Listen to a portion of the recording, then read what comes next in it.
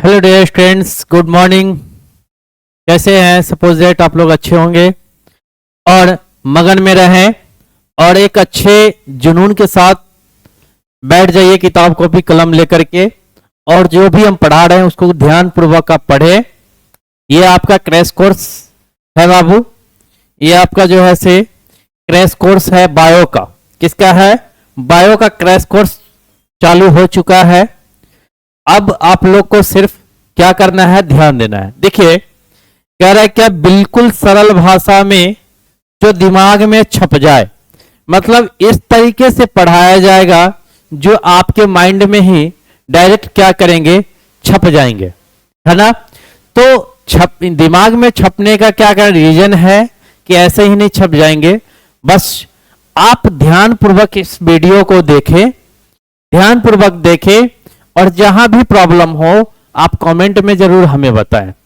और नहीं है तो कोई दिक्कत नहीं है, लेकिन उस कंडीशन से आप याद करें। और बाबू हम एक चीज और आपको बताए थे कि इधर उधर के, यानी इधर उधर का मतलब क्या कि इधर का ये वीडियो, वो टीचर का गैस, वो ऐसा वैसा, ये यानी भथेरे जो है से आप लोग जो है से गैस पेपर, मॉडल पेपर उठा लीजिए। तो इससे क्या होता है, आपका माइंड जो है से डिफेक्टिव यानी डिफ्यूज हो जाता है, माइंड आपका कंट्रोल नहीं रहता है, और आप कोई भी चीज पढ़ पाते हैं तो आपका हड़बड़ी बना हुआ रहता है कि किसी उसमें पढ़ लें, उसमें से पूछ लेगा, इसमें से पूछ लेगा। ऐसा नहीं है।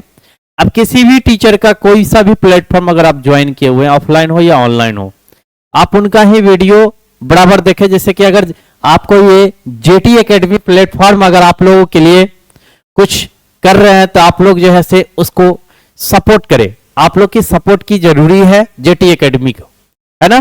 तो इस प्लेटफॉर्म के अंतर्गत आप लोग जरूर से जरूर ज्वाइन करके पढ़े, और जो आपके छोटे भाई बहन हैं या दोस्त हैं, कोई भी है, उनको भी ये प्लेटफॉर्म ज्वाइन करने के लिए बोले। साइंस और आर्ट्स का जेटी एकेडमी में चल रही है, और जेटी एकेडमी 2.0 में 10th का चल रहा है ना। तो क्रैश कोर्स चल रहा है। ये क्रैश कोर्स आपको बुक से इंपॉर्टेंट है। बुक से क्या है बाबू, यानी सॉरी, बुक कहते हैं एग्जाम से, आपका एग्जाम के रूल के हिसाब से है। जो इंपॉर्टेंट वीवीआई क्वेश्चन आपको पूछा जाता है वही क्वेश्चन आपको यहां पे कराया जाएगा, है ना। तो आप लोग ध्यानपूर्वक देखें। चलिए हम चलते हैं अपने मुख्य क्वेश्चन की ओर। आज का हमारा क्वेश्चन है, पहला क्वेश्चन कह रहा है क्या बाबू कि लैंगिक, है ना,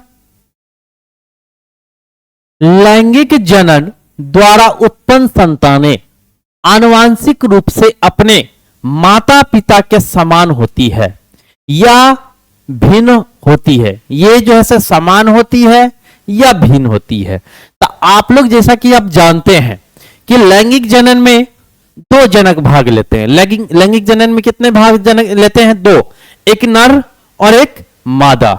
नर और मादा, और नर और मादा के ही जैसे संलयन से या निषेचन की क्रियाएं से संतान की क्या होती है बाबू? उत्पत्ति होती है। संतान की क्या होती है? उत्पत्ति होती है।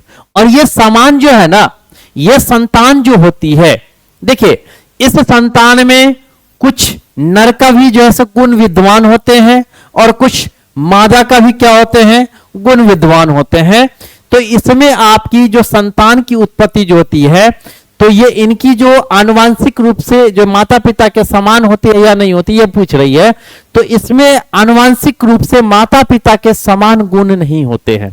दोनों के गुण होते हैं, कुछ अपना भी गुण होते हैं, कुछ पारिवारिक भी गुण या सामाजिक गुण भी आ जाते हैं। तो इसमें आ जाएंगे आपके भिन्न भिन्न आ जाएंगे। क्या आ जाएंगे? भिन्न हो जाते हैं। वो समान नहीं होते हैं। कैसा होते हैं? भिन्न होते हैं। समझ गए क्यों हो गए? क्यों हुआ भिन्न? क्योंकि संतान जो उत्पत्ति होती है ना, वो नर और मादा यानी माता और पिता से के मिलन से जो है एक संतान की उत्पत्ति होती है। और ये संतान जब जैसे ही बड़ी होती है तो देखिएगा संतान की शकल कुछ माता से मिलती है तो कुछ पिता से मिलती है ना। मतलब कि एक्यूरेट सेम टू सेम माता पिता का नहीं होता। अगर किसी कंडीशन में अगर सेम टू सेम ऐसा आपको शायद मूवी में ही देखने को मिलता है, रियल में तो हमने यानी रियल में ऐसा कम चांस होती है, ठीक है।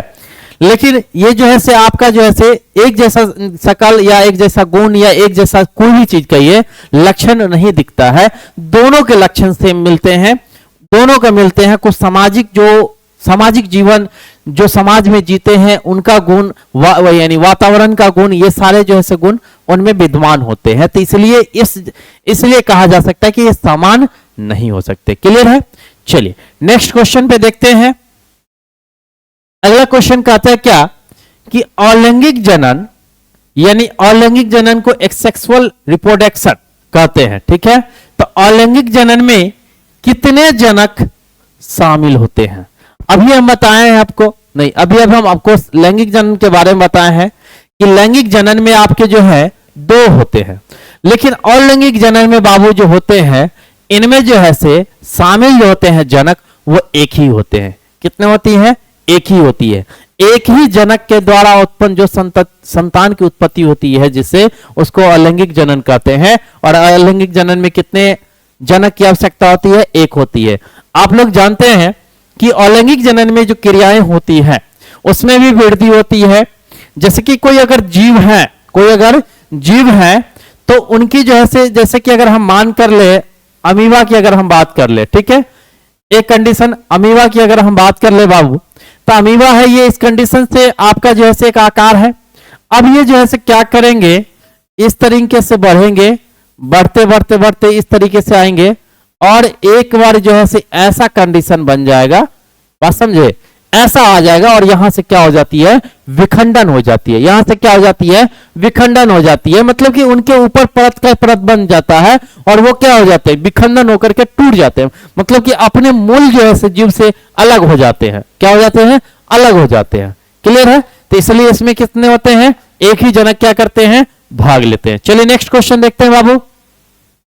जनन यानी रिप्रोडक्शन क्या है? जनन क्या है? क्वेश्चन में ऑप्शन आपका बताया जा रहा है कि ऊर्जा का उत्पादन, ऊर्जा का उत्पादन, जीवों द्वारा अपनी ही तरह की संतान उत्पन्न करना, भोजन का पाचन, श्वास लेना। देखिए जनन आपको पूछा जा रहा है, ना कि आपकी सजीव की लक्षण या सजीव पूछा जा रहा है। तो जनन जो होते हैं ना, वो जनन दो जो है से दो युग्मक यानी दो जो है से जनकों के बीच जो है से संलयन की जो क्रियाएं होती है, निषेचन की क्रियाएं होती है, और उस निषेचन की क्रियाएं से जो प्राप्त होती है ना, जिस चीज की प्राप्ति होती है वही आपका जनन। जनन सेक्सुअल रिप्रोडक्शन जो होती है वो मान के चलिए सेक्सुअल भी होती है, अनसेक्सुअल होती है, क्योंकि आप जानते हैं कि जनन आपका 2 कंडीशन का होते हैं। कितने होते हैं? 2 होते हैं। एक होते हैं आपका कौन बाबू? सेक्सुअल, एक होते हैं सेक्सुअल और एक होते हैं यानी एसेक्सुअल, है ना। सेक्सुअल और एसेक्सुअल मतलब कि लैंगिक जनन और अलैंगिक जनन होते हैं। तो इन दोनों में जो है संतान की उत्पत्ति की क्रियाएं होती है, संतान की उत्पत्ति की क्रियाएं होती है। तो ऑप्शन नंबर बी देखिए, कहता है जीवों द्वारा अपनी ही तरह की संतान उत्पन्न करना। बिल्कुल सही है, जीवों द्वारा। अलैंगिक जनन जो होती, अलैंगिक क्रियाएं द्वारा अगर होती है तो वो भी अपने ही जैसा संतान उत्पन्न करती है। और जैसे कि अगर लैंगिक की बात करें तो जीव जंतु या मनुष्य की बात करें तो मनुष्य अपने जैसे ही संतान उत्पन्न करते हैं, ना कि वो छिपकली की, ना मान के चलिए पक्षी की, ना ही जानवर की उत्पत्ति करती है। जानवर को उत्पत्ति करती है, पक्षियां पक्षी की उत्पत्ति करती है, और जो जल में रहने वाले जल वाले जैसे करते हैं। तो इसमें आपका ऑप्शन नंबर कौन सा जाएगा बाबू? बी। चलिए नेक्स्ट क्वेश्चन देखते हैं। किस प्रक्रिया द्वारा जीव अपनी जाति की निरंतरता बनाए रखती है? किस प्रक्रिया द्वारा जो है से जीव अपनी जाति की जैसे निरंतरता बनाए रखती है? निरंतरता मतलब जाति, जैसे कि अगर हम है तो हमारे ऊपर जो होगा यानी हमसे जो होगा वो भी मेरे ही जैसा होगा, वो उसके बाद वो जो होंगे उनसे जो होंगे तो वो भी उन्हीं के जैसा होगा। मतलब कि निरंतरता बनाए रखना, निरंतरता क्या करना? बनाए रखना। एक पीढ़ी के बाद सेकंड पीढ़ी, थर्ड पीढ़ी, फोर्थ पीढ़ी जो भी होंगे वो इंसान ही जैसा या जानवर ही जैसा। अगर जानवर की निरंतरता बनाए रखना है तो जानवर ही जैसा कोई भी है ना, तो उनकी निरंतरता बनाए रखने के लिए कौन सा होता है बाबू? वो जनन की क्रियाएं होती है। जनन के माध्यम से व्यक्तियों में निरंतरता यानी जाति बनाए रखती है। मनुष्य जाति ही क्या करती रहती है, बनाए रखती है। और जैसे कि अगर बात करें पेड़ पौधे की जातियां भी पेड़ पौधे जैसे ही क्या होती रहती है, बनती हुई रहती है ना। यानी पशु पक्षी की बात करें तो वो भी निरंतरता जनन की क्रियाओं के माध्यम से ही पशु पक्षी की भी क्रियाएं यानी निरंतरता बनाई रखती है। तो किस प्रक्रिया द्वारा जीव अपनी जाति की निरंतरता बनाए रखती है, तो जनन के माध्यम से। किसके माध्यम से बाबू, जनन के माध्यम से, है ना। चलिए नेक्स्ट क्वेश्चन हम देखते हैं। अलैंगिक जनन द्वारा उत्पन्न आनुवांशिक रूप से संतान या संतानें क्या कहलाती है। ध्यान से सुनिएगा कि अलैंगिक जनन द्वारा यानी अलैंगिक जनन द्वारा उत्पन्न आनुवांशिक रूप से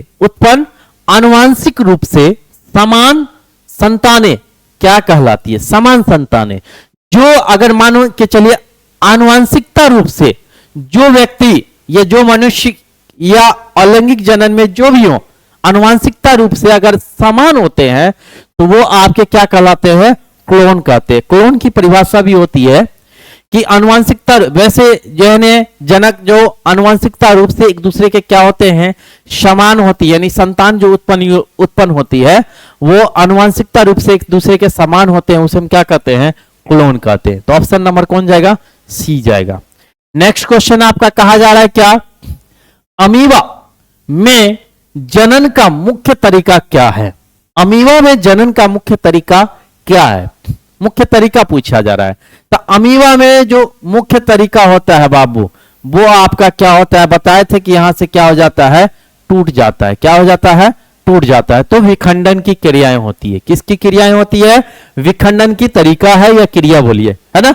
देखिए एक आकार अमीबा का हम बताते हैं, जैसे ये हमारा अमीबा है, बहुत तरीके चित्र कैसा भी बनाइए अमीबा का बन जाता है। ये धीरे धीरे जो है से आपका जो है से इस कंडीशन का आपको जो है से ऐसा, जैसे कि मान लीजिए इस तरीके का आपका अमीबा है ना।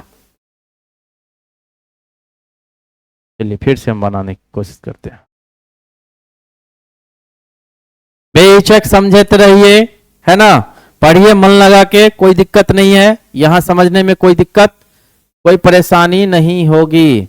किसी भी सब्जेक्ट में आपको कोई परेशानी नहीं होगी बाबू, है ना। उस तरीके से हमारी टीम वर्क कर रही है, मेहनत दिन रात मेहनत कर रही है हमारी टीम आप लोगों की सफलता दिलाने के लिए। तो आप लोग का भी फर्ज बनता है हमें सफलता दिलाने के लिए। इसलिए आप लोग क्या करें, ढंग से पढ़ें, ढंग से पढ़िएगा। आप ही लोग के पहचान से हमारी भी पहचान क्या होती है, बढ़ती जाएगी, है ना। इसलिए मन लगा के पढ़ें, कोई दिक्कत नहीं। जैसे ये अमीबा है, अमीबा का कंडीशन क्या है कि बाबू आगे चल के ये इस कंडीशन से धीरे धीरे ऐसे बनते हैं, है ना। उसके बाद ये इस तरीके से आपके आते हैं और ऐसे बन जाते हैं और यहां से टूटना शुरू हो जाते हैं। तो ये एक अलग प्रकार की बन जाती है, क्लियर है। तो वही विखंडन हो जाती है। क्या हो जाती है, विखंडन हो जाती है।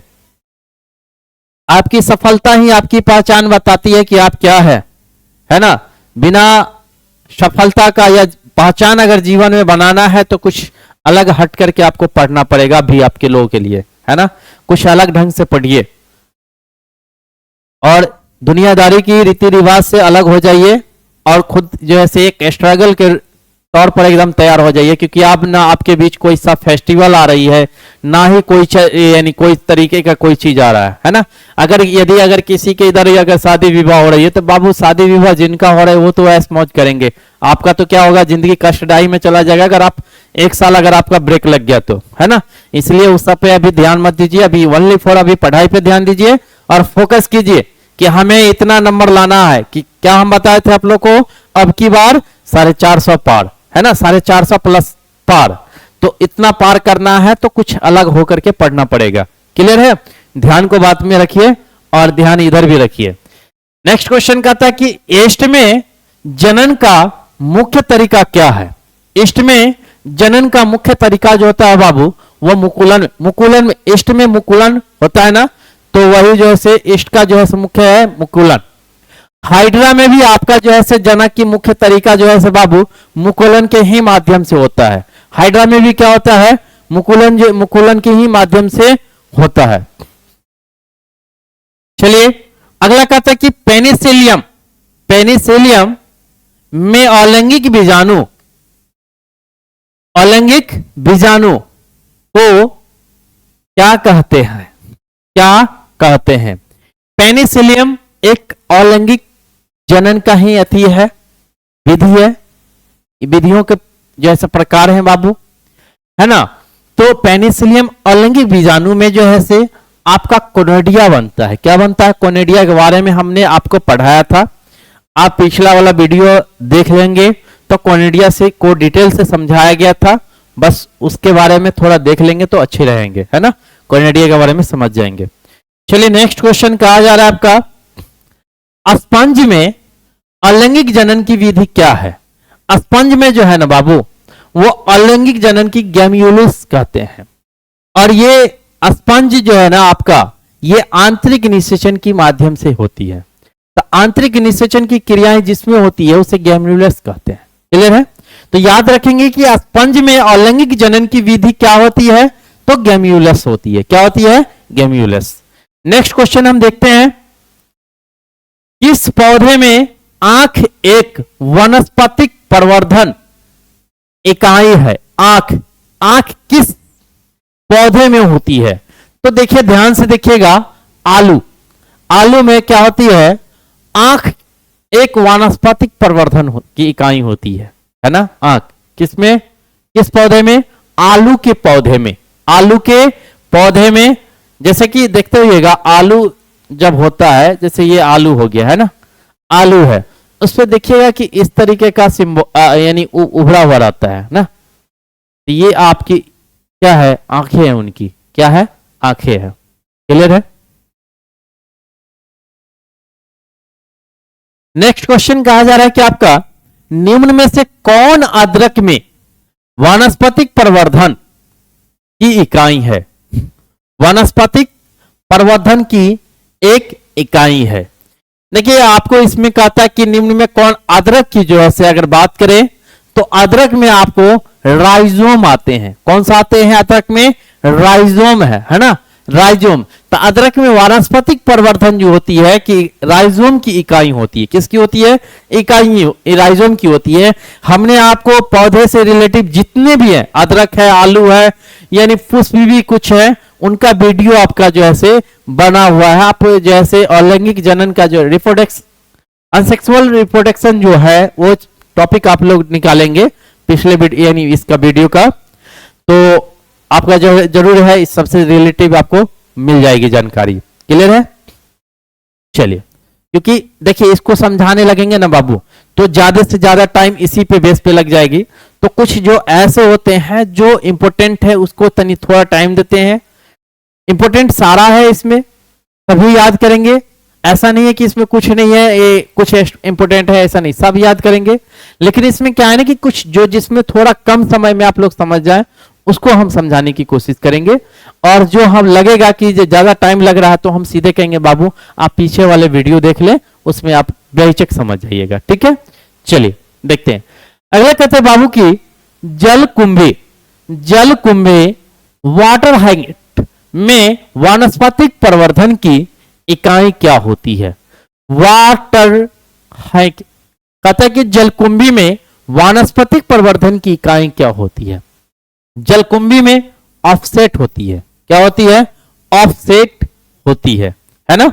चलिए नेक्स्ट क्वेश्चन, पुनरुद्भवन की क्षमता किस जीव में अत्यधिक होती है? पुनरुद्भवन के बारे में भी बताए थे कि पुनरुद्भवन मतलब पुनः निर्माण होना। मतलब ऐसे समझ जाइए कि कोई सा जीव का अगर कोई अंग कट गया तो फिर से पुनः क्या होती है? उत्पत्ति होती है ना। तो कुछ ऐसे जीव होते हैं जिनकी जो है से अंग कटने के बाद फिर से क्या होती है? उत्पत्ति होती है।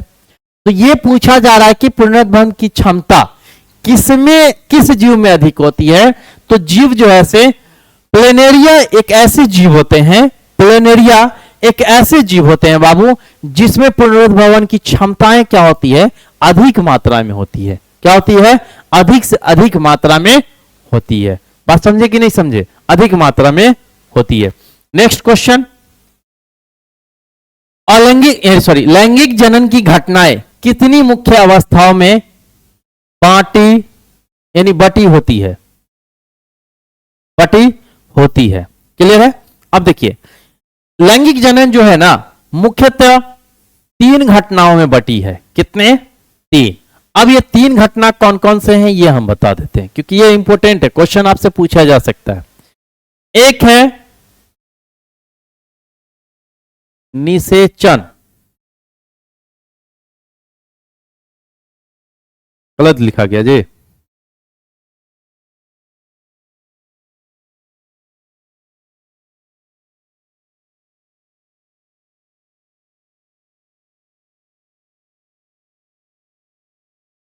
वैसा ही तो ठीक था।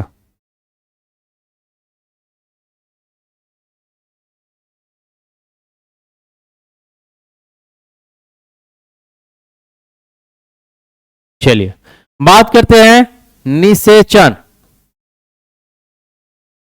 पश्च घटना, पूर्व घटना।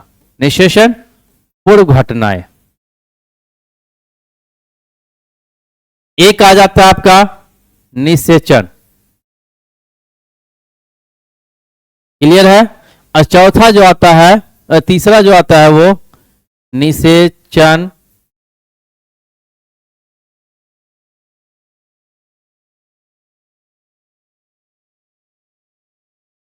चलिए अब देखिए निषेचन पूर्व घटनाएं, इसमें क्या होते हैं?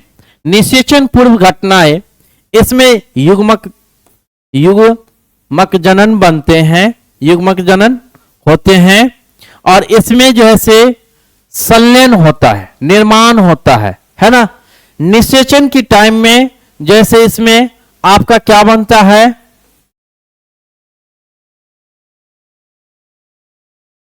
युग्मक बनता है, और इसमें युग्मनज बनता है ना? देखिए इसमें क्या कंडीशन है, निषेचन की क्रियाएं जब होती है उस समय जैसे संलयन जब होती है, निषेचन पश्च घटनाएं पूर्व घटनाएं पूछ रहा है, तो संलयन होती है, तो उसी में पहला जो कंडीशन होती है, संतान की जो क्रियाएं होती है, पहला एक इसमें होती है, दूसरा इसमें अंडाणु का निर्माण होता है, यानी युग्मक बनता है, और युग्मनज क्या हो जाते हैं? तैयार हो जाते हैं। तो ये कंडीशन है, तो पूछा जा रहा है तो कितने बताएंगे? 3 बताएंगे। लैंगिक जनन की घटनाएं कितनी मुख्य अवस्था में बटी है? तो बटी होती है तो 3 अवस्था में बटी होती है। कैसे बता दिए? चलिए अगला क्वेश्चन कहता है कि लैंगिक जनन की पहली अवस्था कौन सी है? आप जानते हैं कि लैंगिक जनन, अभी हम बताए थे आप लोग को कि लैंगिक जनन की पहली अवस्था, द्वितीय अवस्था, तृतीय अवस्था, क्योंकि इसको 3 घटनाएं में बांटे गई है, तो पहली अवस्था पूछा जा रहा है। देखिए ना क्या कहता है? युग्मक संलयन, युग्मक जनन, युग्मजन निर्माण, पुनरुद्भवन। अब बताइए कौन सा होगा? तो ध्यान से सुनिएगा, ये जो है से आपका पहली अवस्था है। युग्मक जनन क्या है? पहली अवस्था है। युग्मक संलयन ये आपका दूसरी अवस्था है, और युग्मनज जो है से का निर्माण आपकी तीसरी अवस्था। क्लियर है? ये आप याद रखेंगे तो प्रथम, द्वितीय, तृतीय कोई भी अगर अवस्था पूछ सकते हैं तो आप इसके माध्यम से क्या कर सकते हैं? देख सकते हैं, बता सकते हैं। अब पुनरुद्भवन यानी पूर्णोद्भव जैसे ही लास्ट के कंडीशन है। चलिए आगे देखिए कंडीशन, क्वेश्चन 17 कह रहा है क्या कि युग्मक जनन क्या है? युग्मक जनन क्या है? तो युग्मक जनन में जो है से युग्मकों का क्या होता है बाबू? संलयन होता है। युग्मकों का क्या होता है? संलयन होता है, या युग्मनज का विकास होता है, या भ्रूण का विकास होता है, या युग्मकों का निर्माण होता है। ये क्वेश्चन आप लोग बताएं 2 मिनट के लिए, है ना? रुक जाते हैं। अब बताइए आप लोग सोच करके कि आखिर क्या होगा।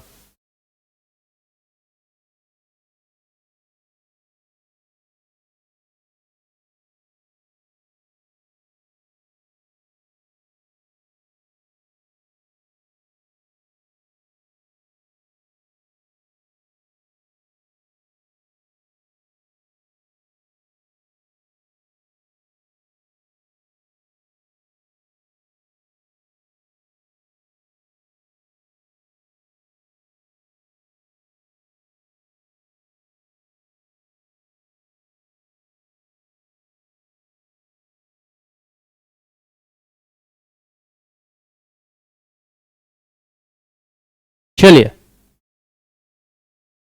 समझे? थोड़ा देर और रुक जाए।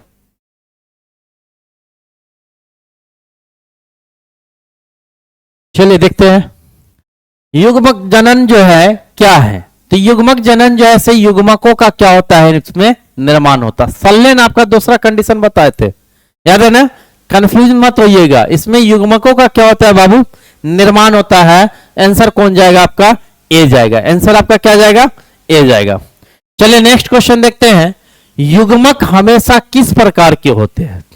अब ध्यान से सुनिएगा, युग्मक जो होती है वो आपका हमेशा अगुणित होती है। इसमें ये अगुणित होते हैं, इसमें गुणों की संख्या निश्चित नहीं होती है, गुणित नहीं होती है।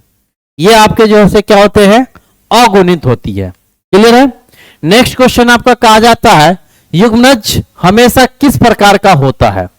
तो हमेशा ये किस प्रकार का होता है, द्विगुणित होती है। कौन सा होते हैं, द्विगुणित होते हैं।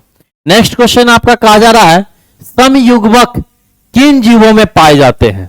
तो समयुग्मक जो है से आपका जैसे क्लेडोफोरा में पाया जाता है, क्लेडोफोरा में समयुग्मक जो होता है वो क्लेडोफोरा नामक जीव में पाए जाते हैं। नेक्स्ट क्वेश्चन, विषम युग्मक किन जीवों में पाए जाते हैं। विषम युग्मक जिसमें गुण जैसे अलग अलग होते हैं, है ना, वो किसमें पाए जाते हैं, अलग अलग गुण होते हैं। जो समान गुण होते हैं वो तो क्लेडोफोरा में पाए जाते हैं, और जिसमें अलग अलग गुण पाए जाते हैं वो है आपके क्या, मानव है। कौन सा है, इसमें आ जाएंगे मानव में क्या होते हैं, अलग अलग गुण पाए जाते हैं। तो इसलिए हम यहां पर विषम युग्मक कहेंगे। तो विषम युग्मक कौन हो, किन जीवों में पाया जाता है, तो मानव में पाया जाता है। नेक्स्ट क्वेश्चन, द्विलिंगी प्राणी का एक उदाहरण कौन सा है। आप जानते हैं द्विलिंगी प्राणी कौन सा है, इसमें बता सकते हैं, बताएं। द्विलिंगी प्राणी जो है से आपका इसमें केचुआ है। कौन सा है, केचुआ। केचुआ आपका द्विलिंगी है। तिलचट्टा आपका एक लिंगी है। कौन सा है, एक लिंगी है ना, एक लिंगी है कि तिलचट्टा। मानव, मानव आपका जैसे इसमें आपका जैसे उभयलिंगी अलग आ जाता है ना, मकड़ी एक लिंगी है। चलिए नेक्स्ट क्वेश्चन देखते हैं, एक लिंगी प्राणी का एक उदाहरण कौन सा है। तभी हम बताए थे केचुआ, स्पंज, फीता कृमि। फीता कृमि कहिए, ये इसी के आकार का होता है ना, इसी के आकार का होता है। तो यहां पे आपका आ जाएगा कौन सा, तिलचट्टा आ जाएगा। ऑप्शन नंबर कौन जाएगा, सी। नेक्स्ट क्वेश्चन कहा जा रहा है एक लिंगी नर पुष्प में क्या पाया जाता है। ध्यान से सुनिएगा, एक लिंगी नर पुष्प की अगर बात कहे तो पुरुष से संबंधित, नर मतलब क्या होता है, पुरुष, और मादा मतलब क्या होता है, स्त्री। नर मतलब पुरुष, मादा मतलब स्त्री, जिसको आप लड़का और लड़की के नाम से जानते हैं। तो कहता है क्या एक लिंगी नर पुष्प में क्या होते हैं, तो केवल पुंकेश्वर होते हैं। क्या होते हैं, पुंकेश्वर होते हैं, क्योंकि नर से संबंधित है तो इसमें पुंकेश्वर होंगे। नेक्स्ट क्वेश्चन आपको कहा जा रहा है अधिकांश शैवाल में निषेचन कहां होता है बाबू। अधिकांश शैवालों में जो निषेचन होता है वो आपका, पौधे की अगर बात करें तो पौधे या जो भी अधिकांश होते हैं शैवाल, तो वो आपके पानी यानी जल में ही होते हैं। जल में, वो भी बाहरी माध्यम से बाहरी निषेचन होते हैं। तो ऑप्शन नंबर बी जाएगा, बाहरी निषेचन। तो इस तरीके से आपके कुछ ऑब्जेक्टिव थे, है ना। जो आप लोग को कैसा लगा ये वीडियो जरूर आप लोग कमेंट करें। हाँ मेरे प्यारे बच्चे, आप लोग जरूर जेटी एकेडमी को इतना आगे फैला दें, है ना, इतना फैला दें ताकि हर मोबाइल पे जेटी एकेडमी ही आपको क्या करे, दिखे, है ना। तो इसको ज्यादा से ज्यादा आप लोग सपोर्ट करें, इस प्लेटफॉर्म को ज्यादा से ज्यादा सपोर्ट करें, और इस प्लेटफॉर्म के माध्यम से आप लोग की सफलता 100% गारंटी है। बस आप लोग मन लगा के पढ़े, पता चलेगा हम कितना भी मेहनत आप लोगों के लिए कर रहे हैं। आप मेहनत ही नहीं करिएगा, बाद में कहिएगा कि इस प्लेटफॉर्म के अकॉर्डिंग पढ़ रहे थे, हमारी कोई सफलता नहीं हुई। तो ऐसा दिक्कत है बाबू, क्योंकि जितना हम मेहनत कर रहे हैं उससे डबल मेहनत आपको करना पड़ेगा, तभी आपकी सफलता मेहनत रंग लाएगी, है ना, सफलता लिखी रहेगी। क्योंकि सफलता मेहनत पे ही टिकी होती है। कितना आप मेहनत किस चीज के लिए करते हैं, वही आपकी सफलता है। ठीक है, तो आप लोग ध्यान पूर्वक पढ़ें, जो भी सब्जेक्ट के आ रहे हैं, साइंस आर्ट्स वाले जो भी हैं आर्ट्स वाले को ट्रांसफर करें, साइंस वाले जो भी हैं साइंस वाले को ट्रांसफर करें, मतलब कि एक दूसरे को कॉम्बिनेशन करते रहे। होता है ना कि कोई मेरा साथी आर्ट्स लेकर के पढ़ रहे हैं, कोई मेरा साथी साइंस लेकर पढ़ रहे हैं, तो कॉम्बिनेशन उन लोग को बताते जाए कि जेटी एकेडमी एक ऐसा प्लेटफॉर्म है जहां पर free of cost crash course, जहां एक भी रुपया नहीं लग रहा है, और इस पे जो से daily by daily up to date मिलती है। हर सब्जेक्ट का एक दिन में 2-2 वीडियो हमको प्राप्त होती है, तो हर सब्जेक्ट का 2-2 वीडियो। जैसे कि अगर आज बायो, अगर मान के चले कॉम्बिनेशन अगर मैथ की करे तो एक मिल गया आज, फिर केमिस्ट्री फिजिक्स एक बार, फिर इंग्लिश हिंदी एक बार, ऐसे करके मिलेंगे, है ना। तो इसी तरीके से आप लोग क्या करें, पढ़े और मन लगा के पढ़े, रिजल्ट की टेंशन ना करें, सिर्फ पढ़ाई की टेंशन करें। ठीक है, तो चलिए आज भर के लिए इतना ही।